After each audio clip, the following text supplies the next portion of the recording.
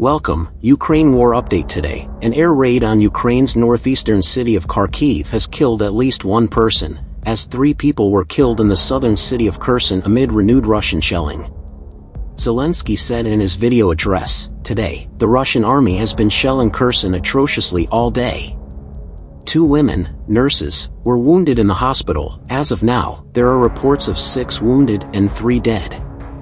The front in southern Ukraine has been considerably quieter since Moscow withdrew from Kherson city in November last year.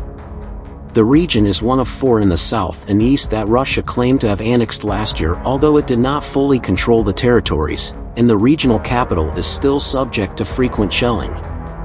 A missile also hit a block of flats in Kharkiv, killing 1 woman, injuring at least 3 others and causing widespread damage, Regional Governor Ola Syniehubov said. Pictures from the scene showed fire engulfing part of a residential building in the country's second biggest city. Syniehubov said on Sunday the attack took place in the city's central Kyiv district. Syniehubov wrote on Telegram, 3 people were slightly injured. Unfortunately, an elderly woman was killed. Her husband was nearby when the strike occurred and by a miracle suffered no serious injuries.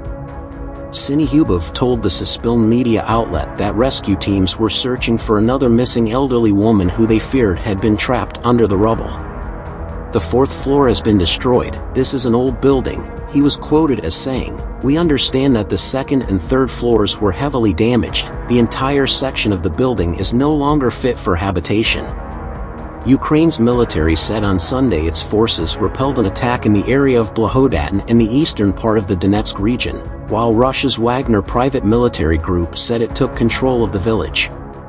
Units of Ukraine's defense forces repelled the attacks of the occupiers in the areas of Blahodatyn and the Donetsk region, the General Staff of Ukraine's armed forces said in its daily morning report, referring to fighting on Saturday. It added that its forces repelled Russian attacks in the areas of 13 other settlements in the Donetsk region. The Wagner Group, designated by the United States as a transnational criminal organization, said on the Telegram messaging app on Saturday that its units had taken control of Blahodatyn. With fighting heating up in the Donetsk region, the exact line of contact has been unclear, especially around the town Bakhmut, where some of the heaviest fighting of the war has been taking place in recent weeks. The Wagner Group has made premature success claims before.